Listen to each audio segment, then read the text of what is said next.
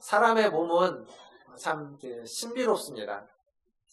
사람의 몸에 작은 부분에라도 염증이 생기면 온몸에 열이 나고 아픕니다. 제안해서 병원에 입원했는데 장 쪽에 염증이 생겨서 장이 좀 좁아진 부분에 염증이 생겨서 열나고 좀 굉장히 많이 아파서 입원해 있습니다. 그러니까 염증이 온몸에 다 퍼져 있는 건 아닙니다. 아주 작은 부분에 염증이 있지만 그 작은 염증 때문에 온몸에 열이 나고 온몸이 아픕니다. 맹장도 그런 경우, 맹장도 아주 작은 기관이지만 거기에 좀 문제가 있으면 장이 움직이지 않고 장이 멈추고 또 온몸이 아픈 경우입니다. 그러니까 사람의 몸은 굉장히 신비합니다. 작은 부분이 큰 것을 결정하는 게 사람의 몸이라고 할 수 있습니다.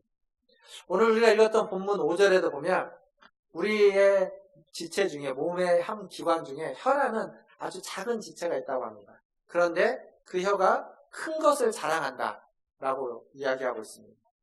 나아가서 작은 불이 많은 나무를 태운다고 말하는 거죠. 그 얘기는 무슨 얘기냐면 작은 지체이고 작은 불이지만 작지 않다는 겁니다. 그 작은 것이 큰 것을 관장하고 큰 문제를 일으키고 큰 일을 하기 때문에 작지만 작지 않은 것이라고 이야기할 수 있습니다. 오늘 야고보서 3장은 야고보서 2장의 결론에서 이어지는 내용입니다. 지난주에 야고보서 2장의 결론이 뭐였냐면 영혼이 없는 몸이 죽은 것 같이 행함이 없는 믿음도 죽은 것이다. 이게 결론이었죠. 26절의 결론입니다. 그러면 행함이 없는 믿음이 죽은 것이라면 3장에는 그러면 살아있는 믿음, 행함이 있는 믿음이 무엇인지를 제시해 줘야 될 것이고 도대체 행함이란 게 어떠한 것인지를 말해줘야만 합니다. 믿음을 죽게 방치하지 않기 위해서, 믿음을 살리기 위해서 행함이 있어야 되는데 그 행함을 야고보는 3장에 시작하면서 무엇으로 이야기를 하냐면 말로써 이야기하고 있습니다. 말. 어떠한 몸으로 행하는 행함 이전에 우리가 입술로 행하는 행함, 말로 먼저 그 행함을 이야기하고 있다는 사실입니다. 사실 3장 내내 말이 가장 중요한 주제입니다. 먼저 우리가 읽었던 본문의 1절과 2절을 같이 한 번 더 읽어보도록 하겠습니다. 3장 1절과 2절을 저와 함께 두 절 같이 읽겠습니다. 1절입니다. 내 형제들아 너희는 선생된 우리가 더 큰 심판을 받을 줄 알고 선생이 많이 되지 말라. 우리가 다 실수가 많으니 많은 말에 실수가 없는 자라며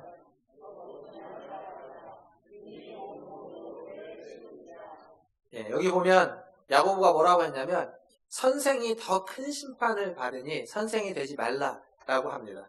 또 다 실수가 많은데 다 실수를 많이 하지만 말에 실수가 없다면 그 사람은 온전한 사람이다 라고 말합니다. 지금 야고보가 강조하고 있는 건 뭘까요? 선생이 되지 말라는 걸까요?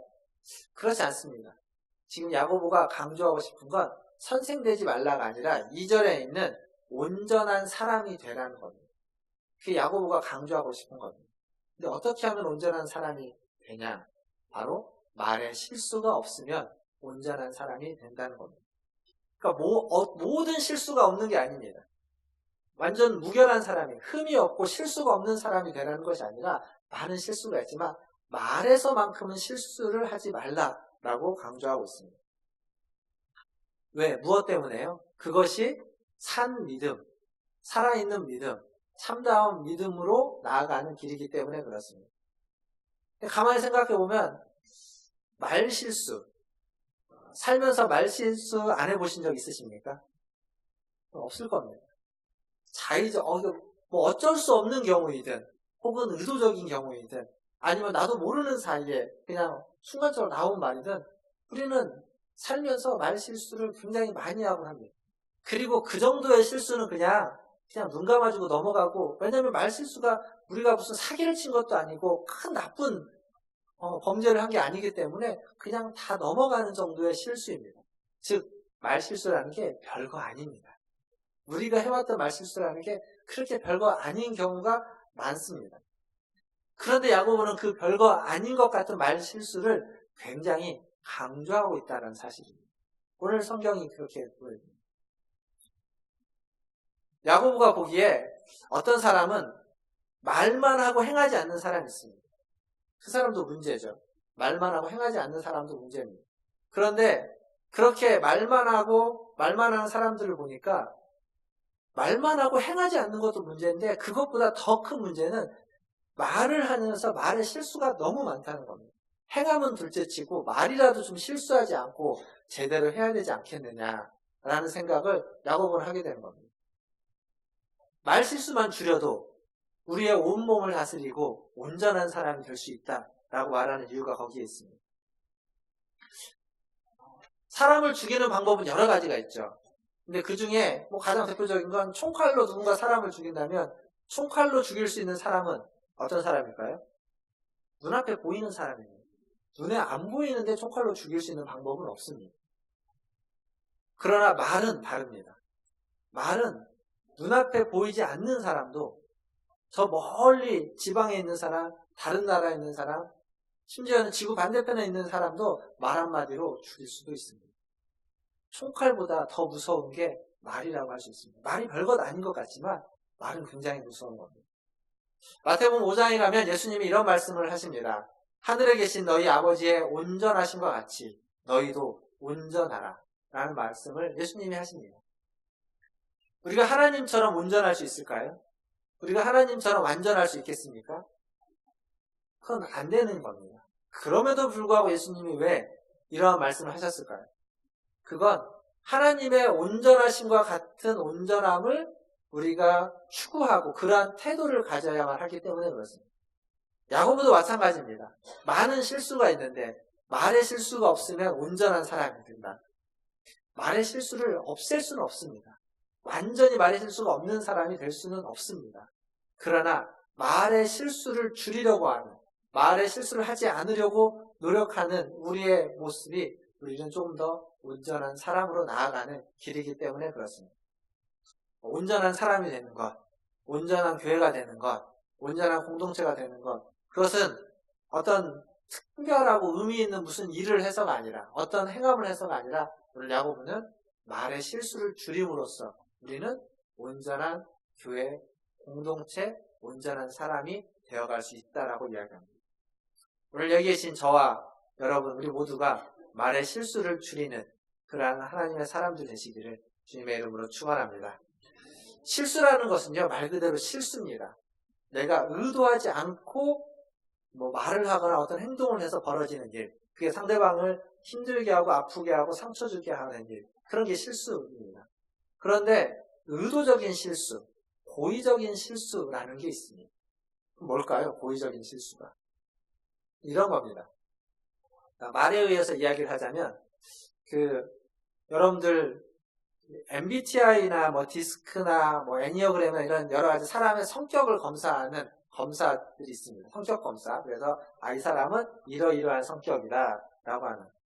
그런 검사를 해보면 어떤 사람은 굉장히 보통 사람, 저는 굉장히 그냥 보통 사람으로 성격이 나오는데, 저랑 굉장히 친하게 지냈던 후배가 있는데, 그 후배가 대학생 때 성격 검사를 해봤는데, 그 후배는 굉장히 독특한 사람으로 결과가 나왔습니다. 지금 잘 기억이 안 나지만 MBTI에서 ESPN인가, 이게 정확히는 기억이 안 나는데 아주 독특한 사람으로 나왔습니다. 근데 이 성격 검사가 우리에게 주는 메시지는 뭐냐면, 나는 이런 성향이 있고 이런 것을 잘하고 이러한 것에 약하고, 그러니까 어떤 식으로 이렇게 삶을 살아가면 사람과의 관계를 맺고, 다른 사람을 보면서 저 사람은 저런 성격이고 저런 성향이니까 그 사람에게는 어떻게 이야기를 하고 어떻게 이해를 하고 받아줘야 되겠구나 라는 것을 알려주기 위해 성격 검사를 하는 겁니다. 근데 이 성격 검사를 이상하게 적용하는 사람이 있습니다. 뭐냐면 제가 그때 그 친한 후배가 좀 그랬는데, 독특한 성격입니다. 그래서 말 표현하는 것도 독특하고 굉장히 직선적이고 약간 좀 까칠까칠한 면이 있었습니다. 성격이 그렇게 나왔잖아요. 그러니까 뭐라고 말하냐면, 사람들한테 거봐, 나는 원래 이래. 나한테 뭐라고 하지 마. 나한테 내가 까칠까칠하다고 뭐라고 하지 말라고. 나는 원래 이러니까 라고 반응했습니다. 이건 정당하지 않은 반응입니다. 그 성격 검사가 원했던 반응도 아닙니다. 고의적인 실수라는 건 뭐냐면, 나는 원래 성격이 급하고, 나는 원래 목소리가 크고, 나는 원래 직선적이고, 나는 원래 좀 욱하는 성향이 있어서 나는 사람들한테 말을 할 때도 좀 직선적으로, 그리고 좀 독하게, 아주 험하게, 그리고 욱하게끔 큰 소리 치면서 이야기를 하는데, 그걸 정당화해서는 안 된다는 겁니다. 자, 보십시오. 자기가 욱한 줄 알고 성격이 급한 줄 알고 목소리가 크고 직선적으로 이야기한다는 걸 알면 그게 사람들에게 상처를 준다고 사람들을 힘들게 한다는 것도 아는 겁니다. 그렇다면 자기가 알기 때문에 그렇게 하지 않으려고 노력하는, 그게 잘 안 될 겁니다. 잘 안 되지만 나는 원래 그런 사람이니까 놔둬가 아니라 그렇게 안 하려고 노력하는 자세가 필요한데 전혀 노력하지 않고 그냥 성격대로 하고 싶은 말을 다 직선적으로 뱉어버리고 말해버리고 소리쳐버리고 외쳐버린다면 그 사람은 말의 실수를 하는 건데 고의적인 말의 실수입니다. 자기가 알면서도 고치지 않는 거거든요. 알면서도 그것을 좋지 않은 것을 바꾸지 않은 겁니다.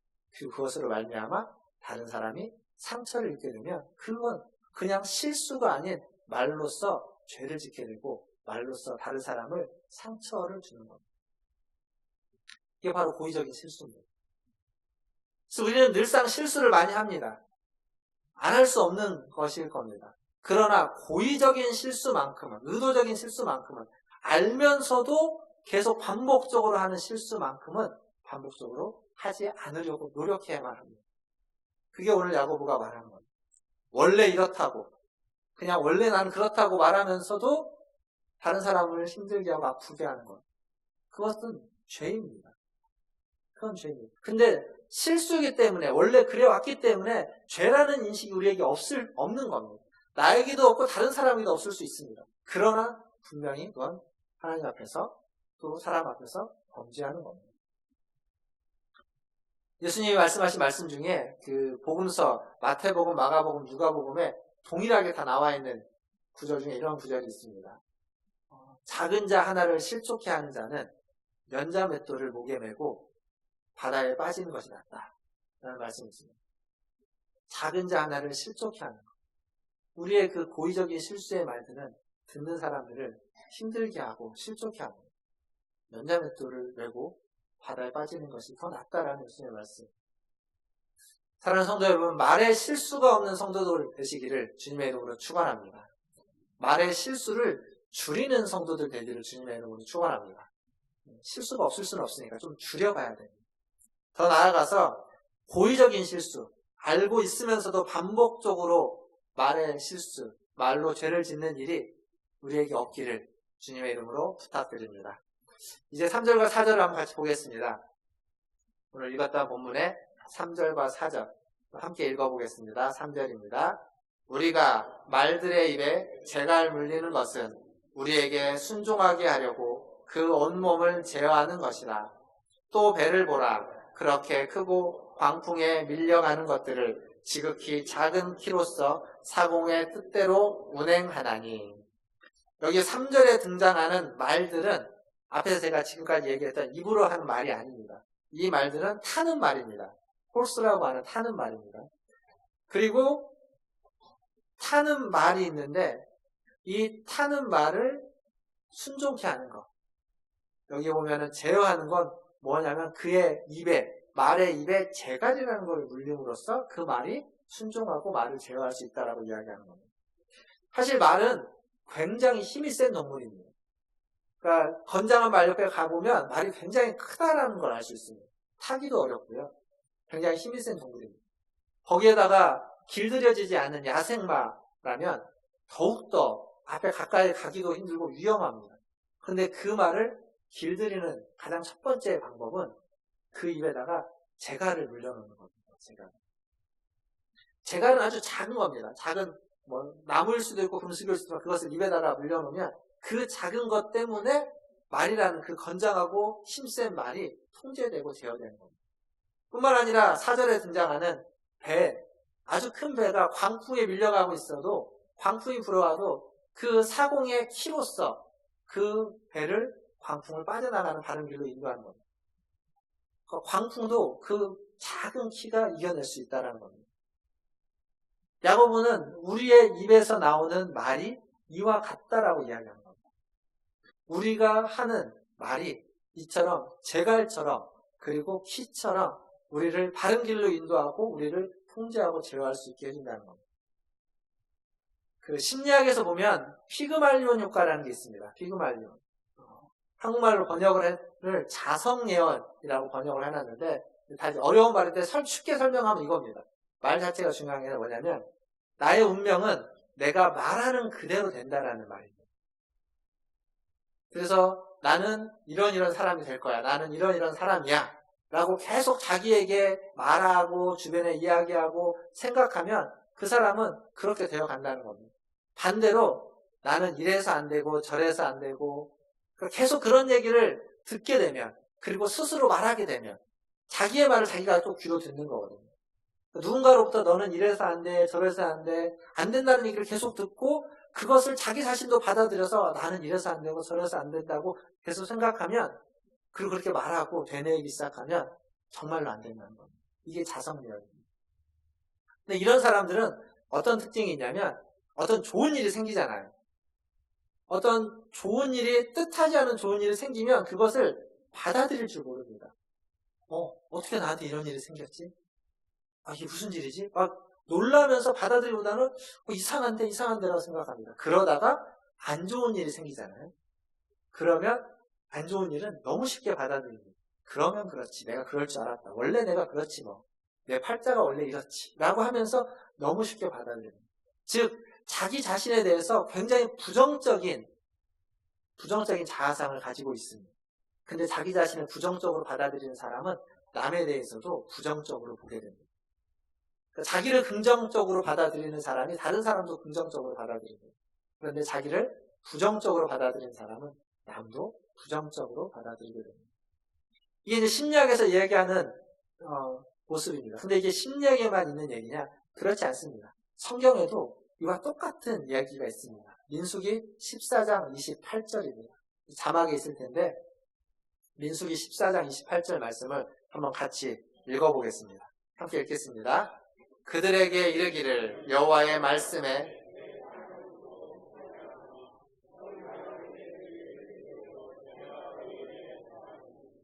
여기 보면 하나님께서 들린 대로 이스라엘 백성에게 행한다고 이야기했습니다. 하나님께 들려지는 이야기, 즉 이스라엘 백성이 하는 말 그대로, 이스라엘 백성이 하는 말 그대로 하나님이 그대로 행해 주신다. 즉 이스라엘 백성은 자기의 말한 그대로 된다는 얘기입니다. 출애굽을 해서 광야 생활을 하면서 이스라엘 백성은 감사하기보다는 불평불만이 훨씬 많았습니다. 그리고 물이 없을 때 혹은 어떤 죽음 가운데 직면한 뒤에 쫓아오는 사람이 있을 때 불평불만을 하면서 우리가 그냥 애굽 땅에서 죽게 놔두지 왜 우리를 굳이 광야까지 끌고 와서 여기서 죽게 하냐고, 여기서 죽게 만드냐고 하면서 불평불만을 많이 했습니다. 그리고 그들의 불평불만한 그대로 그들은 광야에서 죽었습니다. 가나안 땅은 불평불만을 하지 않은 사람들과 광야에서 태어난 새로운 세대가 가나안 땅에 들어갔던 겁니다.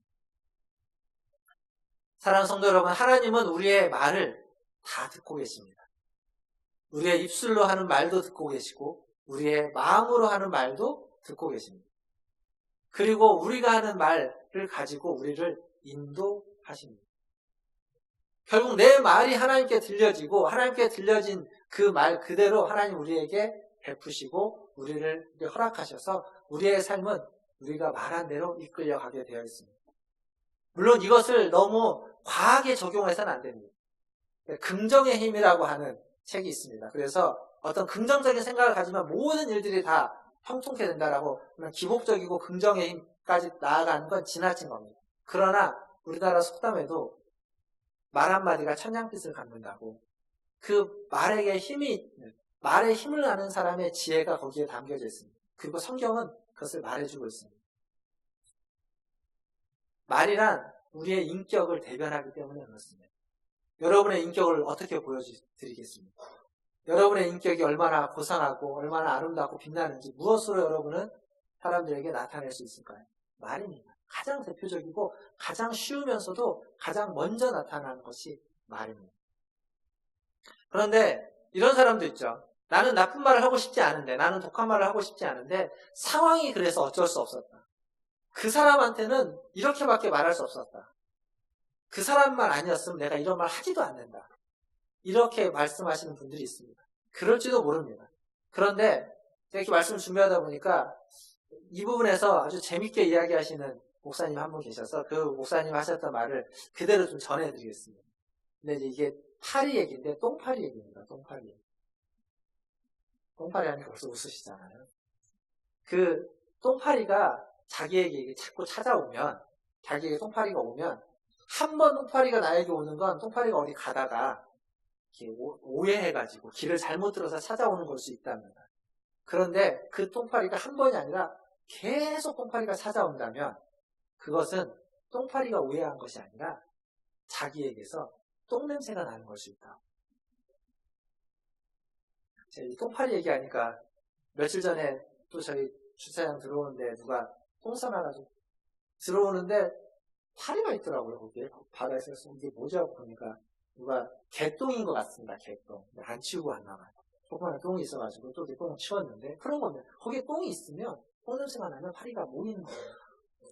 무슨 얘기냐면 어쩌다 한번 내가 그런 사람을 만날 수 있습니다. 그러나 그런 사람들을 계속 만나면서 어쩔 수 없이 내가 그렇게 그런 독한 말을, 악한 말을, 그리고 좀 인격적이지 못한 말을 계속 반복적으로 하고 있다면 그건 그 사람의 문제가 아니라 그 말을 하고 있는 자신의 문제일 수 있다는 겁니다. 내가 지금 하고 있는 말. 우리는 자꾸 다른 사람에게 핑계를 냅니다. 나의 인격도 다른 사람에게 핑계를 냅니다. 그러나 그렇지 않다는 겁니다. 여러분의 말을 혹 그런 사람을 만난다 할지라도, 그런 상황에 직면한다 할지라도 여러분의 말을 좀 더 가치 있게, 귀하게, 아름답게 하기를 바라겠습니다. 말을 귀하게 하십시오. 그러면 여러분의 인격 또한 귀해져 가는 겁니다. 고귀한 말은 나의 인격을 고귀하게 만드는 것을 넘어서서 사실은 다른 사람의 영혼을, 다른 사람을 살리기도 하는 말입니다. 그러니까 나에게만 가치 있는 말이 아니라 다른 사람을 살리는 말이기도 하는 겁니다. 그러한 은혜가, 그러한 역사가 저와 여러분에 있기를 주님의 이름으로 축원합니다. 오늘 우리가 읽었던 본문의 마지막 5절과 6절 말씀 또 같이 한번 읽어보겠습니다. 5절과 6절입니다. 같이 읽겠습니다. 이와 같이 혀도 작은 지체로 돼 큰 것을 자랑하도다. 보라, 얼마나 작은 물이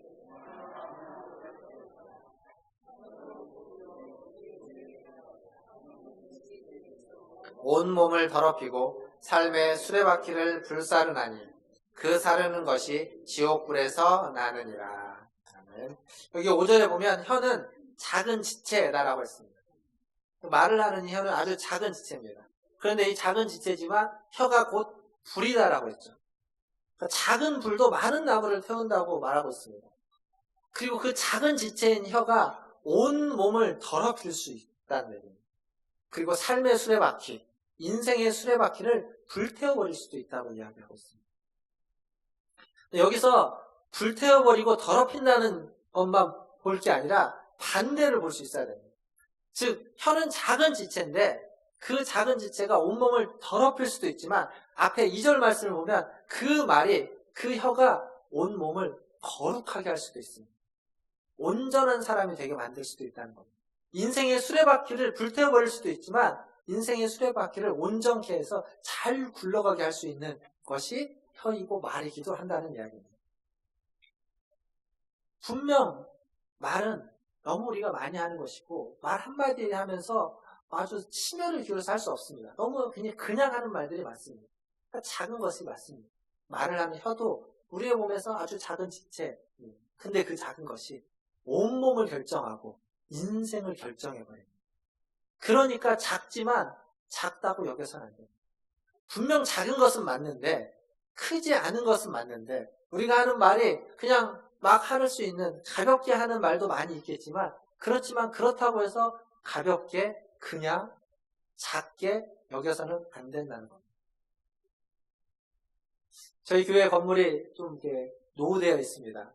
교회가 여러 가지로 노후되어 있고 오래되어 있고, 그래서 이제 곳곳에 크랙이 간 곳도 있고 있습니다. 지난 주 중에 지난 이제 태풍 때 이 천장 지붕에 있는 이 십자가 있는 쪽에 이렇게 천장에 덧대었던 판이 바람에 이렇게 날아가서 그걸 좀 수리를 했습니다. 보완을 했는데 그 수리하러 오신 분이 예전에 이제 저희 교회에 와셔서 거기 천장에다가 천장을 하기도 하셨던 분인데 그분이 이제 쭉 다니시면서 교회 이제 예전보다 크랙이 좀 더 갔다고 그러면서 이 작은 크랙들을 그냥 놔두면 건물이 상하니까 그때그때 좀 조치를 해야 된다 이런 말씀하셨습니다. 그게 크랙이 되게 작습니다. 그리고 건물 중에 금이 안 간 건물이 별로 없을 겁니다. 다 금이 갑니다. 그런데 그게 별것 아니지만 그대로 방치해두면 그것이 조금씩 커지고 아주 큰 균열을 일으키죠. 우리는 여러분 기억해 보시면 우리나라에 그러한 사건, 아주 큰 사건이 2번 있었죠. 오래전 얘기지만 성수대교가 붕괴된 사건, 그리고 삼풍백화점 무너진 사건. 물론 부실수공이라는 것이 있긴 했지만 그것이 분명히 어딘가 크랙이 가고 어딘가 문제가 있었을 텐데 그걸 그냥 가벼이 넘기니까 그러다 보니까 큰 사건이 일어나는 겁니다. 말이란 그런 겁니다. 말이란 매일매일 수없이 우리는 말을 합니다. 말 한마디가 뭐가 말 한마디 때문에 특별한 일이 일어나지 않습니다. 그런데 그 말 한마디가 작은 크랙이 되고 그 말 한마디가 어떤 식으로 영향을 미치느냐에 따라서 건물을 무너뜨릴 수도 있고 인생을 불태워버릴 수도 있습니다. 반대로 그 말 한마디를 잘하면 수없이 하는 많은 말들 중에 한마디 잘하는 말이 있으면 인생이 변하고 인생이 바뀔 수도 있는 것이 말 한마디입니다. 그래서 작지만 작지 않은 것이 우리의 말이고 우리의 몸에 있는 지체 중의 혈입니다. 말씀을 정리하면서 그 불이 있죠, 불. 불이라는 건 추위를 몰아내고 음식을 만들 수 있는, 음식을 이렇게 익히게 하는 아주 좋은 것이 불입니다. 그러나 그 불은 모든 것을 불태워버리기도 하는 아주 무서운 것이 불입니다. 불만 그런가요? 물도 그렇습니다. 물도 없으면 안 돼요. 제가 성경에서 물을 마셨지만 물은 없으면 안 됩니다. 우리에게 생명을 주는 아주 소중한 게 물입니다. 그러나 그 물이 갑작스럽게 몰려 들어오면 모든 것을 쓸어가 버리는 물이 되기도 합니다. 이렇게 물이나 불 뿐만 아니라 모든 것이 다 양면성이 있습니다. 말도 마찬가지입니다. 양면성이 있죠. 야고보서가 이 양면성을 오늘 말씀에는 3절과 4절에 나오는 2개의 비유에 이 양면성을 담아놨습니다. 제갈과 키, 말이라는 것이 제갈과 키가 되어야 된다라고 했는데 우리의 말이 날뛰는 야생말을 제어하고 잠재우는 그러한 제갈이 되기도 하지만 우리의 말이 제어되지 않으면 우리의 말은 야생말처럼 날뛰어서 다른 사람을 상처 주는 말이 되기도 합니다. 그리고 우리의 말은, 우리가 하는 이 말은 그 광풍 속에서 배를 바른 길로 헤쳐나가게 인도하는 키의 역할을 하기도 하지만 동시에 우리의 말은 그 배를 부서뜨리고 좌초시키는 그러한 광풍과 같은 말이 될 수도 있습니다. 이 중의적인 의미가 여기에 담겨져 있습니다. 그러면 우리는 항상 질문해봐야 됩니다. 우리 자신에게. 나의 말은, 내가 하고 있는 그 수많은 말들은 다른 사람을 광풍 속에서 바른 길로 이끌어가는 키와 같은 역할을 하고 있는지, 어떤 날뛰고 힘들고 어려운 상황 속에서 그것을 잠잠케 하고 순종케 하고 제어하고 있는 제갈과 같은 역할을 하고 있는지, 아니면 나의 말이 날뛰어서 다른 사람을 상처 주고 있는지, 나의 말이 그 사람의 인생을 좌초시키고 그 사람을 무너지게 하는, 부서뜨리는 그런 광풍과 같은 말로서 행해지고 있는지, 나 자신의 말을 한 번쯤 점검해 볼 만합니다. 그런 의미에서 오늘 말씀을 마치면서 시편 141편 3절의 말씀을 좀 같이 우리의 기도이자 그리고 우리의 마음을 담아서 한번 같이 읽고 싶습니다. 시편 141편 3절입니다. 같이 한번 읽어보겠습니다. 시작. 여호와여, 내 입에 파수꾼을 세우시고 내 입술의 문을 지키소서. 아멘. 한 번 더 읽겠습니다. 여호와여, 내 입에 파수꾼을 세우시고 내 입술의 문을 지키소서. 아멘.